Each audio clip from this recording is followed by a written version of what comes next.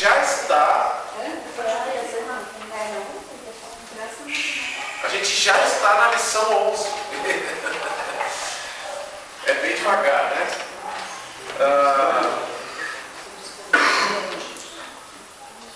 A gente tem olhado em vários assuntos e estamos falando de criação, natureza dos anjos. Nós falamos sobre a existência dos anjos, sobre o que no mundo se fala sobre a existência dos anjos, o que a Bíblia fala sobre a existência dos anjos. Aí nós começamos a falar sobre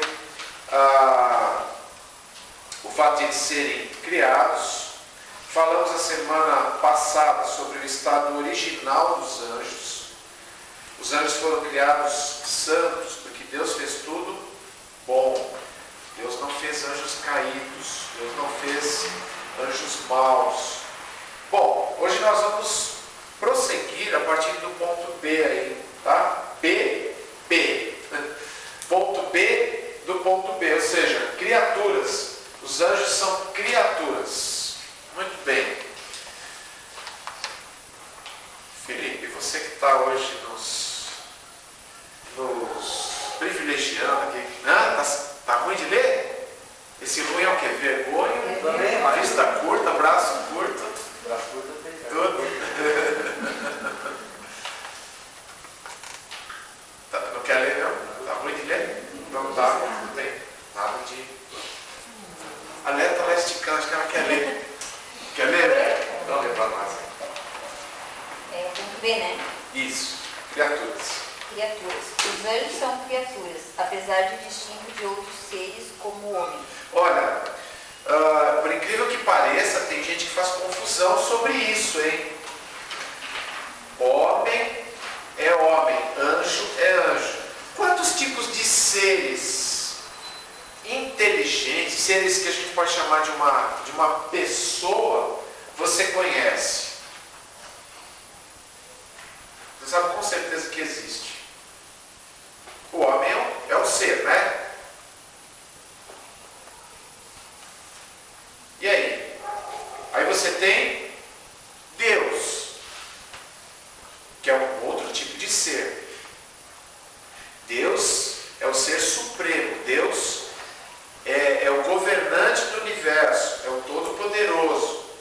Nós já falamos várias coisas sobre Deus aqui. Já falamos sobre atributos, os nomes de Deus, falamos tudo isso. Mas você tem os anjos, e os anjos não podem ser confundidos com os homens.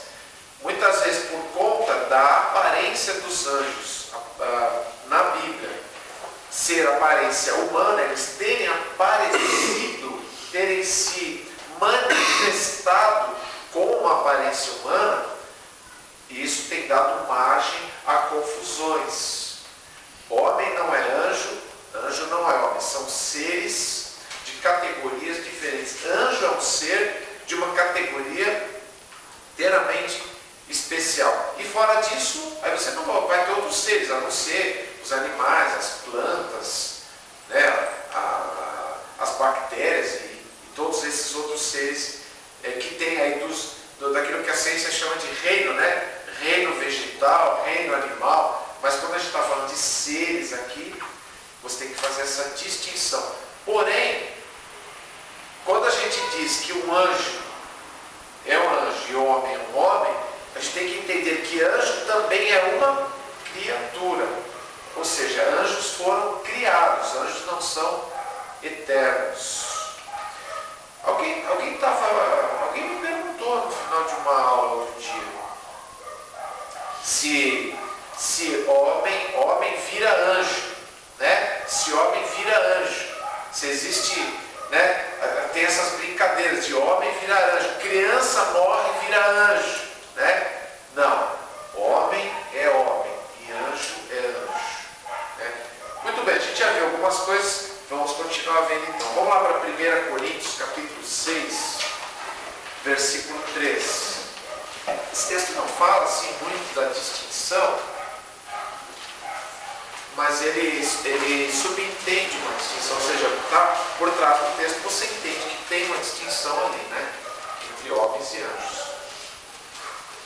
1 Coríntios 6, versículo. Está sem Bíblia? Não, eu estou só vendo. Está ruim das vistas. Então tá bom. Alguém lê para nós? 1 Coríntios 6, 3. Vocês não sabem que haveremos de julgar os anjos? Quanto mais as coisas dessa vida. Bom, só rapidinho, né? A gente gosta sempre de explicar do que o texto está falando, né? O que está acontecendo aí no capítulo 6 de 1 Coríntios? Crente contra crente nos tribunais. Crente contra crente nos tribunais. As pessoas brigavam na igreja, né? Paulo já começa a carta aos Coríntios dizendo: vocês são fogo, hein? Vocês são terríveis, né? Vocês têm partidos, vocês disputam. Então realmente isso chegava a tal ponto na igreja de Corinto que as pessoas não se entendendo na igreja, até porque parece que não tinha uma ordem na igreja de Corinto que se exercesse a disciplina da forma como tinha que ser. Por isso Paulo está chamando a atenção deles. Porque o que acontecia? As pessoas brigavam dentro da igreja, elas entravam em disputa por questões. Um lá comprou o terreno do outro lá e não pagou. O cara ia lá e já ia direto para o juiz lá, não tinha intermediação, o assunto não ia para a igreja. Ou a pessoa prejudicava a outra em qualquer sentido, já ia lá para a delegacia lá de Corinto lá, né? Não tinha delegado na época, mas tinha uma autoridade lá que era o levado. E Paulo está dizendo: vocês estão percebendo o que vocês estão fazendo? Vocês não têm, ele começa o capítulo dizendo: vocês não têm autoridade na igreja que possa resolver as coisas aí entre vocês? Não tem pessoas com sabedoria suficiente aí para verificar, para tomar as providências? Vocês não sabem que nós haveremos de julgar, inclusive, os anjos? Aí tem um problema sério nesse texto, né? Como é que você entende essa questão aí? Paulo está usando só uma figura aqui, ele está só querendo enfeitar o texto. É o caso que algumas vezes a Bíblia usa o que a gente chama de hipérbole. Hipérbole é um exagero. Você fala de forma hiperbólica, né? Um camelo passando pelo fundo de uma agulha, coisa desse tipo, né? Será que Paulo está usando uma linguagem de exagero aqui? Ou ele está falando alguma coisa que realmente vai acontecer? O que vocês acham?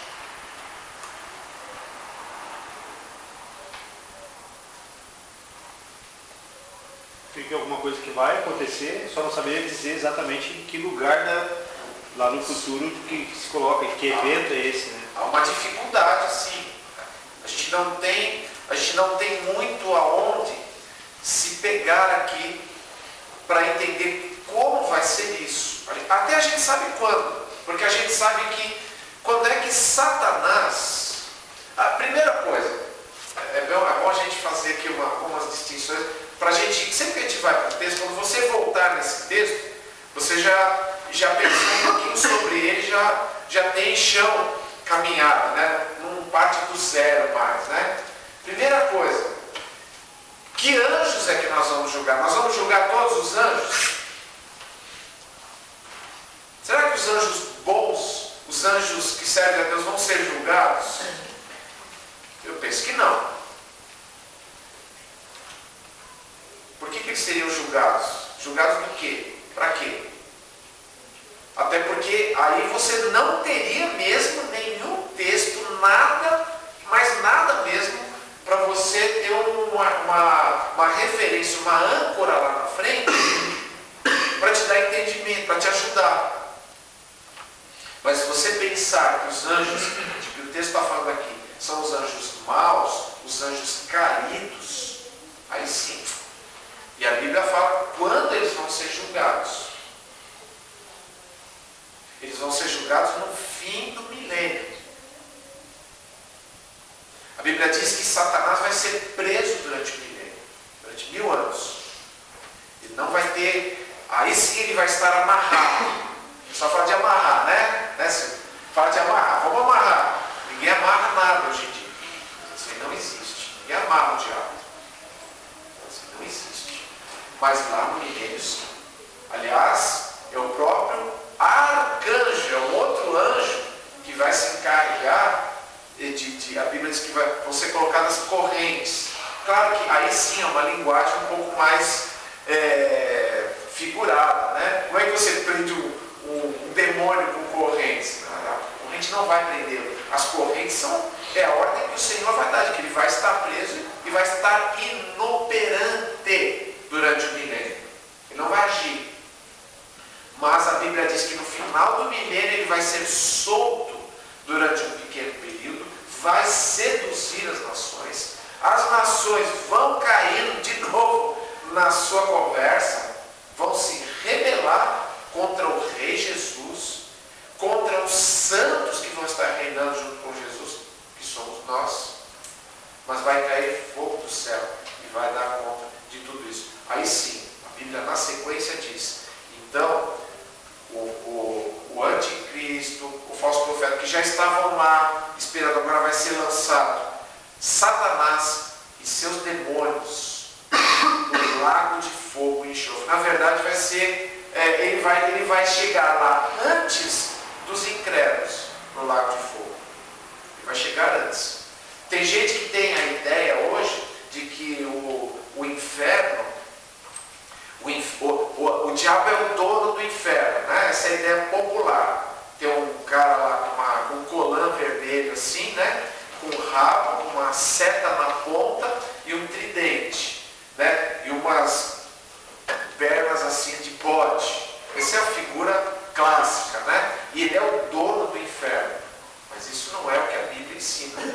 A Bíblia ensina que o inferno é o lago de fogo e enxofre, para onde o diabo vai ser jogado para passar ali a eternidade, para onde os incrédulos, depois do julgamento final, também vão ser lançados, e ali eles vão ser atormentados dia e noite por toda a eternidade. Muito bem.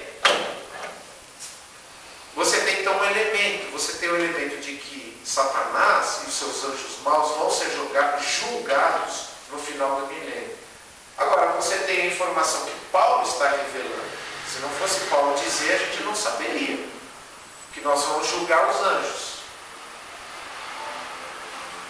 Quando vai ser isso? Só pode ser ali, naquele período. Como vai ser isso? Paramos por aqui. Né? Eu acho que Deus não vai dar para nós assim, um currículo, né? Um dossiê dos demônios, e a gente vai lá e vai pronunciar a sentença. O que eu imagino que Paulo está dizendo aqui é que nós, estando reinando junto com Jesus, estando ao seu lado, quando ele estiver julgando aqueles anjos, nós estaremos junto com ele. Nós somos coerdeiros, nós somos corregentes junto com Jesus no reino. Tá bom? Então, no que entender é o que nós podemos tirar desse pequeno versículo, que dá para a gente não se embananar olhando por esse lado. Mas você vê aqui essa distinção que é falada aí. Hebreus 1,14. Outro texto aí.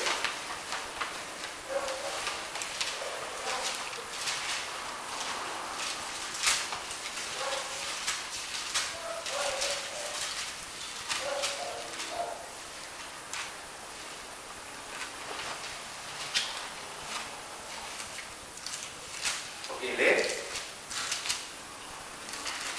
Os anjos não são, todos eles, espíritos ministradores enviados para servir aqueles que hão de herdar a salvação? Isso, eles são espíritos ministradores. Sobre a questão de eles serem espirituais, nós vamos falar ainda, tá? A gente já vai falar sobre isso. Mas aqui diz que eles estão a serviço daqueles que vão herdar a salvação. Quem são as pessoas? Oi? Os crentes, os salvos. Os anjos de Deus, este texto afirma claramente que são espíritos que estão... Quer ministrar, o que é o sentido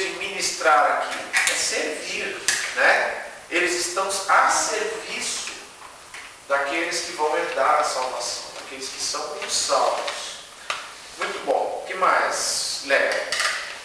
Como toda criatura tem limitações de poder, de conhecimento e de atuação. Isso. Preste bem atenção nisso. Eu sei que a maioria aqui já está acostumada com esse conceito, né? Muitas pessoas imaginam que Satanás é uma espécie de opositor em pé de igualdade com Deus. Muitas pessoas... Agora é interessante que mesmo no meio evangélico, a impressão que às vezes a gente tem é essa, que Satanás ele tem um poder que vai além dos propósitos e dos decretos de Deus. As pessoas até nas orações delas, muitas vezes, uma vez até no PDM nós ouvimos isso. Tinha um show acontecendo não sei aonde. Lembra disso? O Ronquenole. Hã? Conjunto Ronquenole. Ronquenole, né? Ronquenole. Era uma sensação, né? Que Ronquenole ele tem um equivalente, né? Aquelas orquestras, né? Aquele pessoal de orquestra, só que gospel, né? E eles foram, não sei se São Leopoldo, Novo Hamburgo, ia ter uma apresentação. E o que o pessoal disse? Lembra? Mais ou menos pela chuva, né? Apareceu o diabo, mais ou menos isso. Foi isso?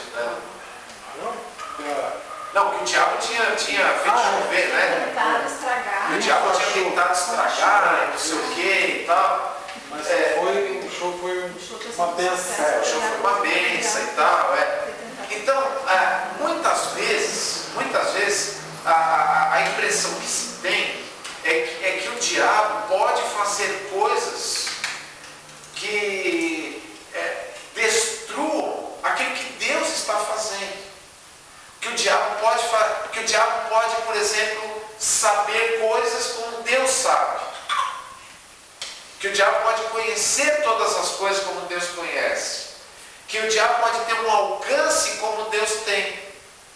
Mas o diabo não tem um alcance, ele não sabe e ele não pode as coisas como Deus pode, como Deus sabe.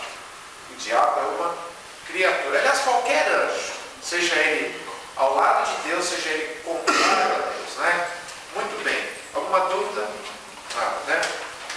Muito bem. 1 Pedro, capítulo 1. Esse de Apocalipse vamos deixar de fora. 1 Pedro 1, 11 e 12.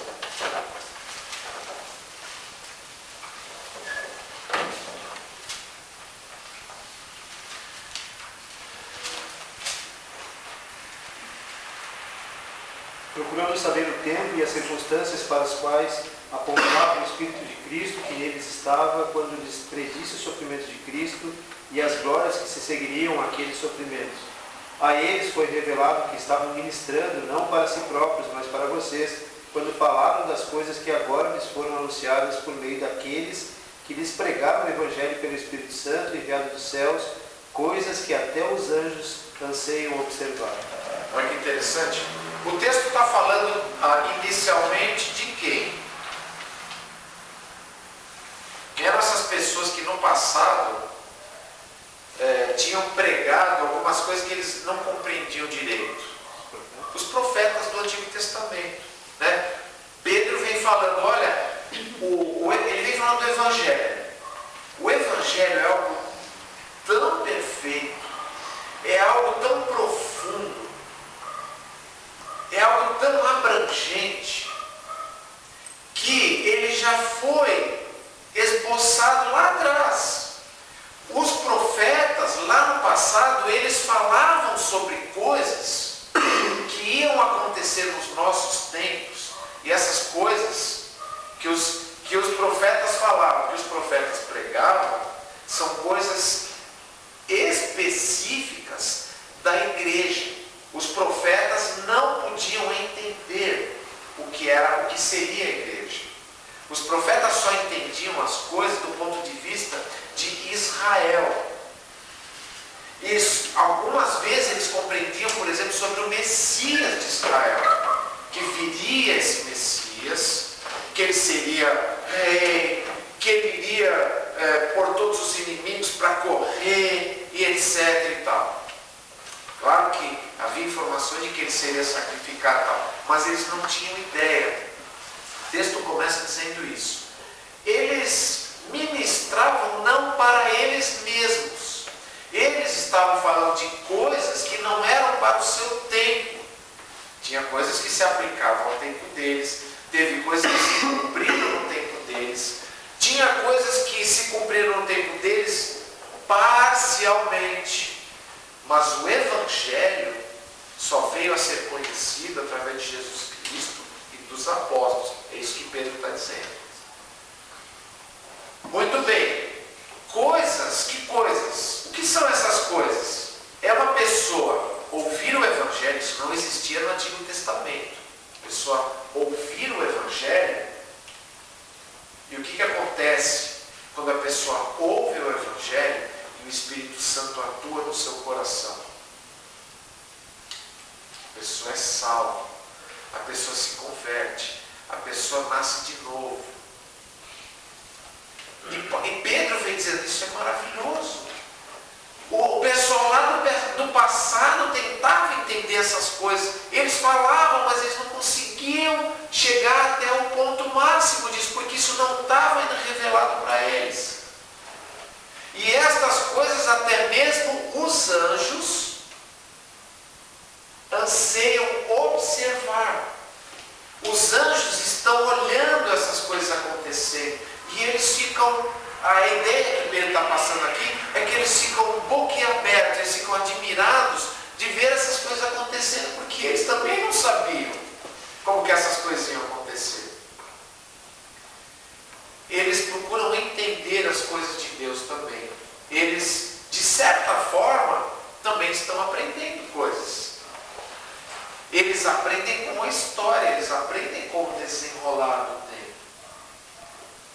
É por isso que vamos falar um pouquinho dos anjos maus, embora a gente não vai falar mais sobre isso, né? Mas aqui a gente já deu um gancho para aquilo que vai ser dito.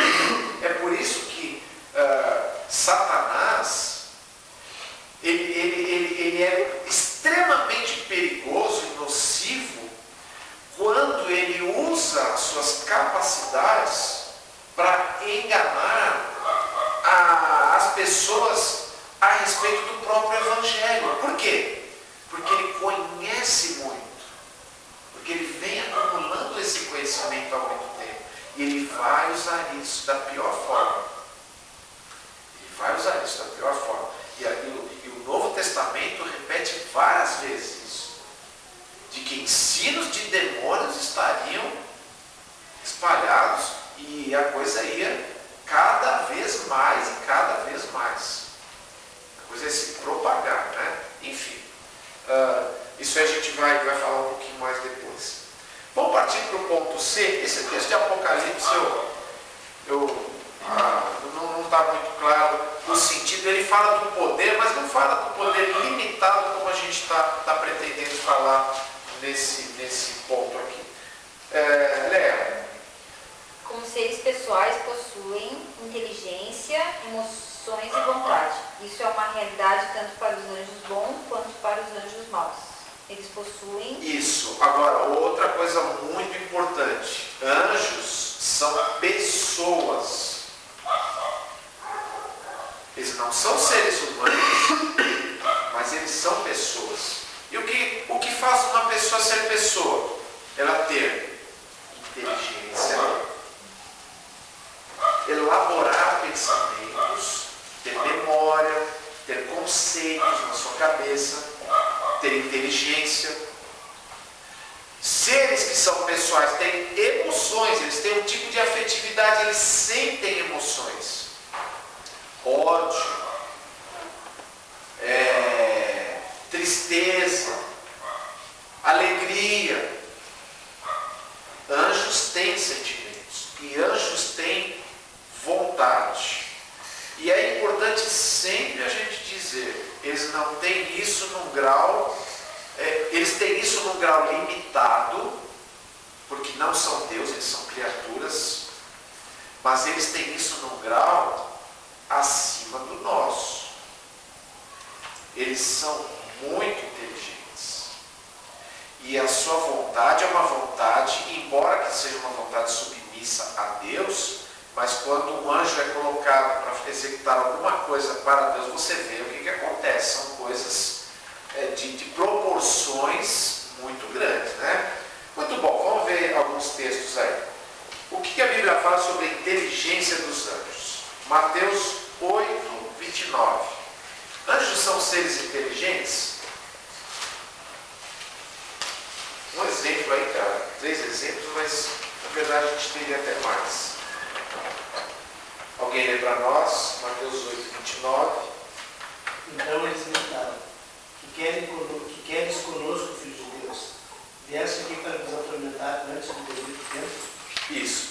Bom, aqui está isolado o versículo, tá? Mas aqui a gente sabe que se trata de uma possessão, certo? Uma pessoa que estava possessa, estava sendo possuída por demônios.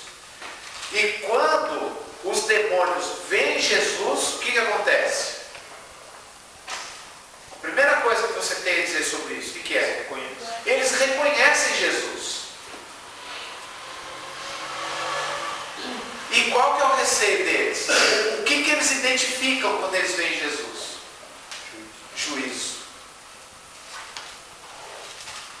Eles sabem que Jesus é o Filho de Deus. E eles não só sabem que Jesus é o Filho de Deus, mas que Jesus é o Filho de Deus que irá julgar todos, tudo e todos. Eles já sabiam disso. Eles tinham conhecimento sobre isso. Identificaram Jesus e tiveram noção sobre isso. 2 Coríntios 11, versículo 3.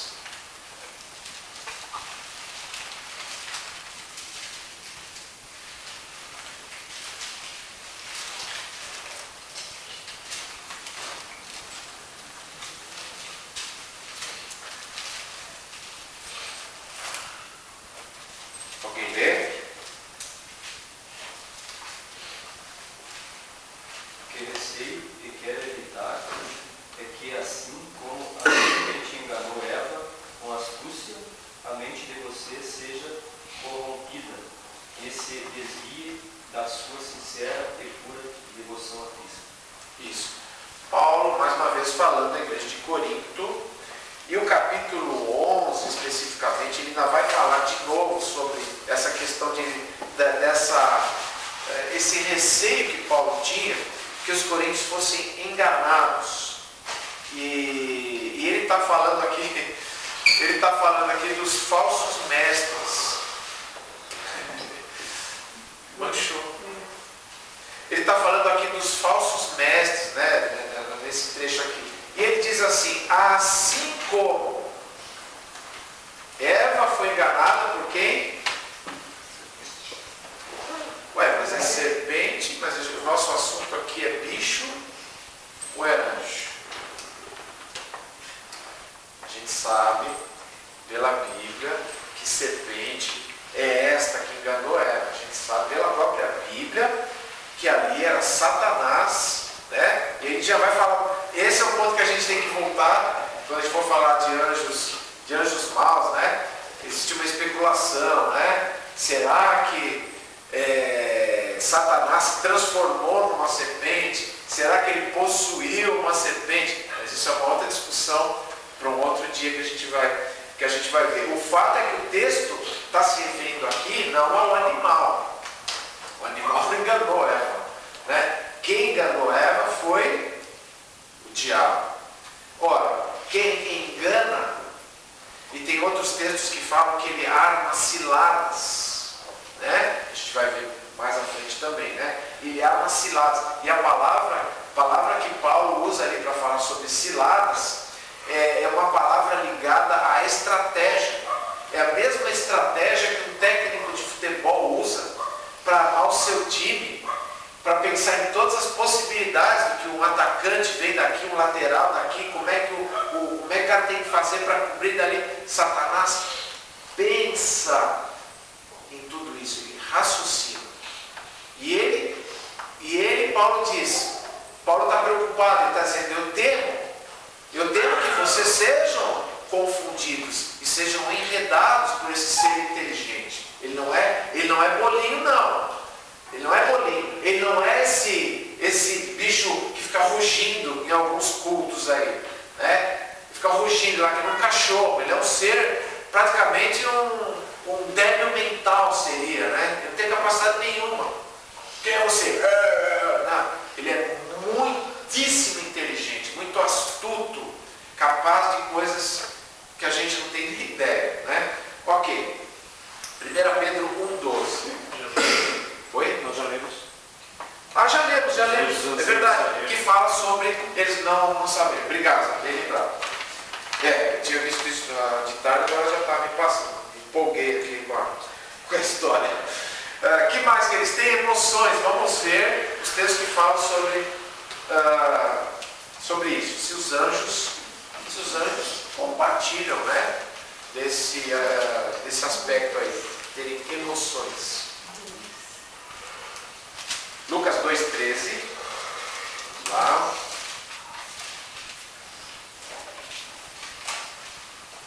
De repente, uma grande multidão do exército celestial apareceu como um anjo, louvando a Deus e dizendo: Segue para dar sentido. Glória a Deus nas alturas e paz na terra aos homens, aos quais ele concede o seu favor. Isso. O que está acontecendo aqui? Nascimento de Jesus. E os anjos estão felizes. Por que os anjos estão felizes?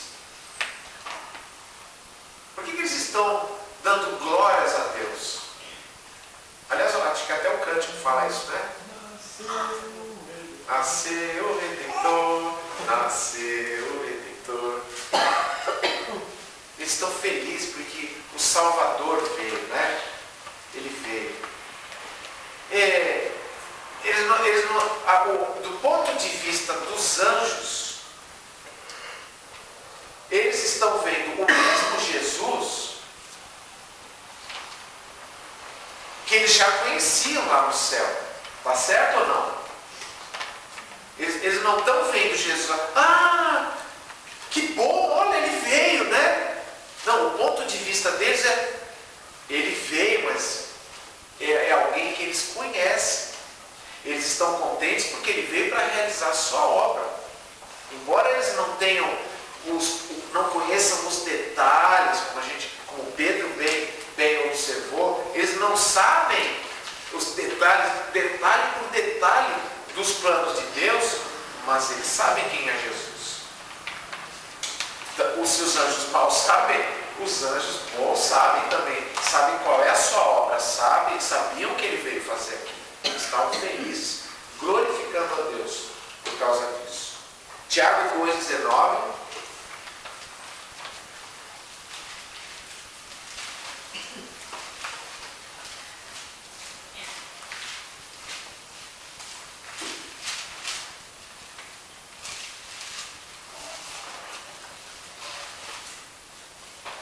Alguém lê? Você crê que existe um só Deus? Muito bem. Até mesmo os demônios creem e tremem. Depois de Hebreus, Silvia.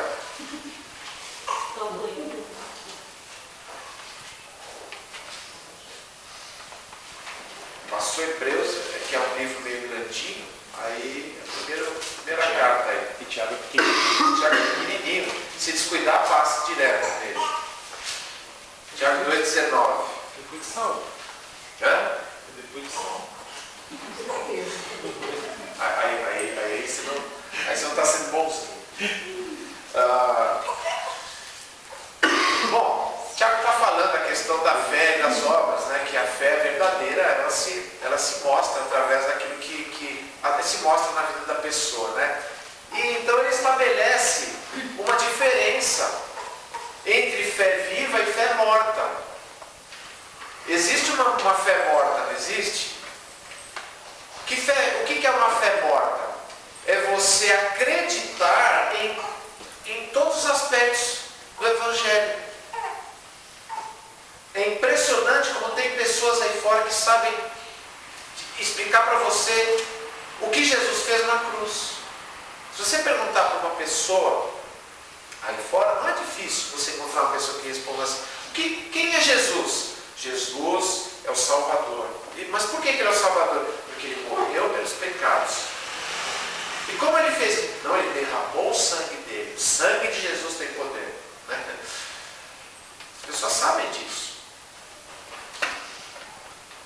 E o diabo sabe disso? Ou se sabe?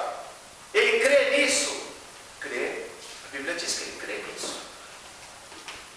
Ele crê nisso. Ele até viu isso acontecer. Ele até viu. Como é que ele não vai crer? Então o diabo é crente. Nesse sentido, o diabo é crente. Agora a pergunta é: a fé que o diabo tem é uma fé que salva? Não. A fé que ele tem não salva. Ele só sabe o que Jesus fez. Ele só sabe disso. Não. Saber, conhecer os fatos a respeito do Evangelho, até porque o próprio Evangelho diz, né, que o próprio Novo Testamento diz que ele não veio socorrer a anjos, ele não veio resgatar anjos. O diabo não foi objeto da salvação de Jesus. Ele crê, ele sabe tudo que Jesus fez e ele diz amém ainda. Não sei se diz amém, estou brincando. Vamos levar isso a sério, hein? Eu estou brincando. Né? Mas ele crê. Por que o Tiago está falando isso? Porque ele está dizendo: olha, se a tua fé é uma fé apenas de conhecer o que Jesus fez, de ir para a igreja, ele está falando para pessoas que estão frequentando a igreja lá. Ele está dizendo: escuta, se a fé de vocês é essa, a fé de vocês é igual a fé do diabo. Ele também crê, e não só ele crê. O que mais? Ele crê e treme. E nisso acho que ele está em vantagem em relação a alguns que não tremem. O diabo treme na presença de Jesus, porque ele sabe quem é Jesus. Né? Agora, isso não é suficiente para salvá-lo. Isso não é suficiente. Isso não salva. Então é isso que o Tiago está dizendo. Seria comparável a fé de algumas pessoas à fé do diabo. Só isso. Ok. O que mais? Apocalipse 12, 17.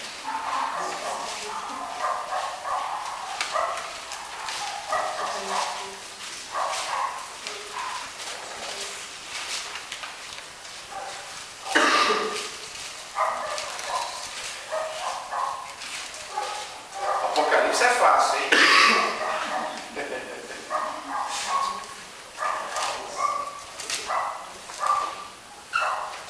Alguém lê? 12, 17.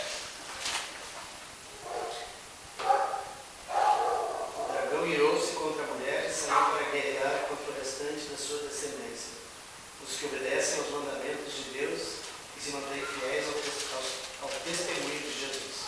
Isso. Bom, aqui a gente não pode. Nós temos que entrar em muitos detalhes. O dragão aqui, se você olhar todo o contexto, o dragão aqui também é Satanás. Certo? O dragão, que é a antiga serpente, no versículo 12, vai repetir isso no Apocalipse. Dragão, Satanás, neste contexto aqui. Neste contexto. Dá para não exagerar muito, né? Mas aqui, neste contexto, o dragão é Satanás. E o que ele fez aqui? Ele irou-se. Isso é lá no fim dos tempos. Vai haver um tempo lá que ele vai ficar irado e vai despejar sua ira de uma determinada forma. Não vamos aqui entrar em detalhes de escatologia, porque aí a gente vai estender demais o tempo aqui. Mas o fato é que aqui está falando da sua emoção. Ele se ira. Você viu anjos alegres. Você viu o diabo tremer. Tremer é o quê? É medo. Tem medo de Jesus. Medo de verdade. Ele sabe que Jesus vai mandar ele e ele vai ter que ir. Agora você vai para lá. teu lugar, o lugar que está destinado para você. Pronto, e ele teme isso. Ele sabe que esse dia vai chegar. E isso causa medo nele. Não pense que ele está lá, eu sou Satanás, eu não tenho medo. Né?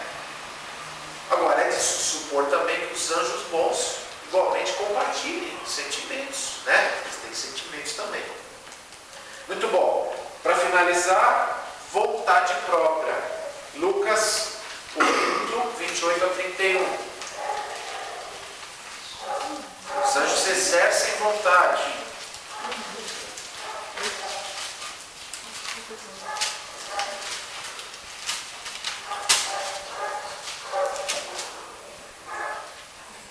Alguém lê?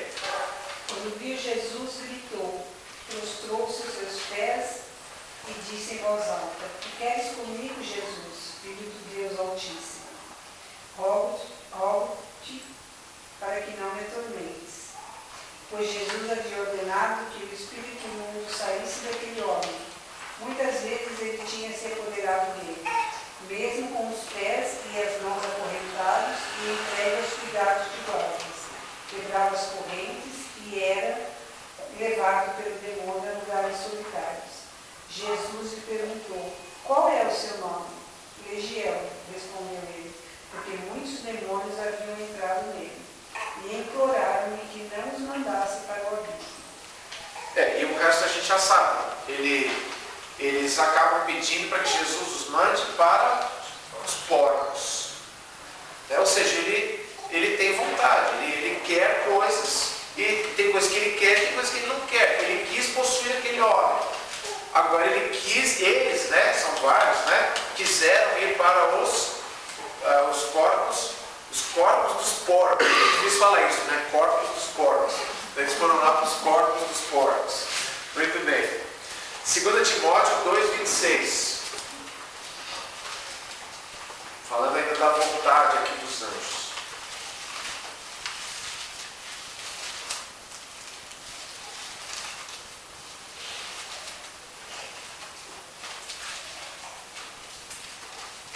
Para que assim voltem à sobriedade e escapem da armadilha do diabo que os aprisionou para fazerem a sua vontade. Olha, isso está bem claro, hein? Aqui está falando dos líderes das igrejas, né? Que tem que... Paulo está dizendo a Timóteo, né, que os líderes têm que ter sabedoria para divertir as pessoas. Para que essas pessoas se livrem dos laços do diabo que aprisionou essas pessoas para fazerem a vontade dele, o diabo. O diabo aprisiona as pessoas. Ele dá um jeito de conduzir as pessoas para que as pessoas façam a vontade dele. Ele faz a cabeça das pessoas, né? A gente vê lá no episódio de Ananias e Safira, por exemplo, né? Quando Pedro, né, pergunta para Ananias, né? Por que Satanás encheu teu coração para você fazer isso? Porque você foi induzido por Satanás para fazer isso. Ele te induziu, né? Então ele tem essa capacidade. Judas, versículo 6, só tem um capítulo. Judas 6. Judas está logo ali antes de Apocalipse. Grudadinho ali, ó. Vai em Apocalipse 1, volta um pouquinho, já é. Vizinho. Alguém lê? Judas 6. Enquanto aos anjos que não conservam suas posições de autoridade, mas abandonaram sua própria morada, ele os tem guardado em trevas, presos com correntes eternas para o juízo do grande dia.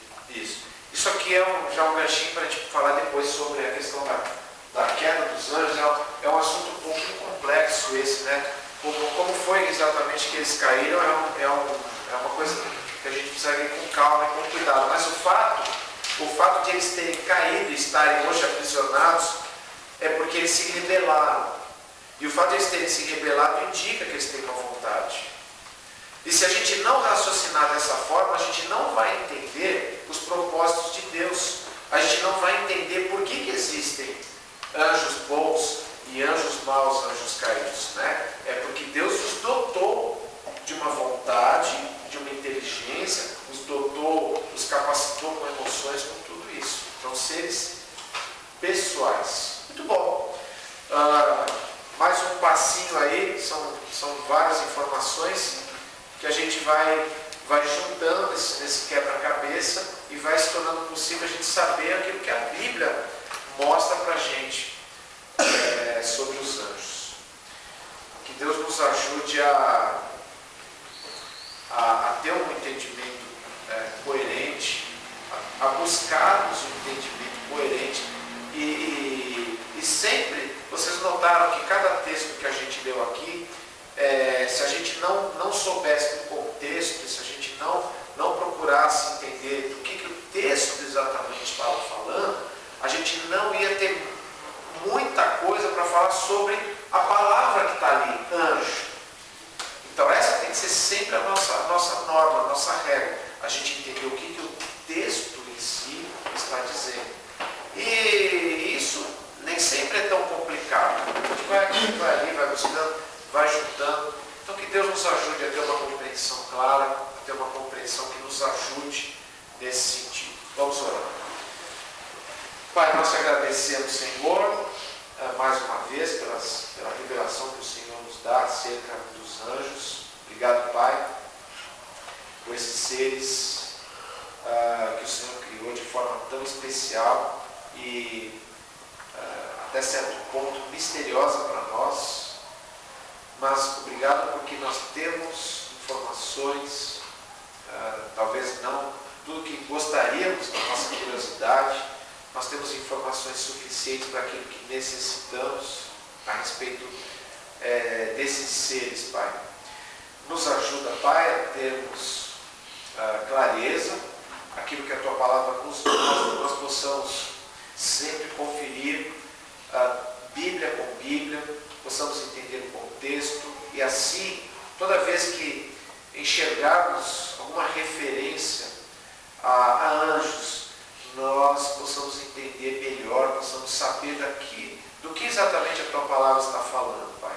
E assim também, na nossa vida, no nosso ministério, quando formos falar às pessoas, muitas vezes as pessoas têm curiosidades, a gente possa ter consistência bíblica nas nossas respostas, possamos ter coerência naquilo que falamos a respeito da Tua palavra.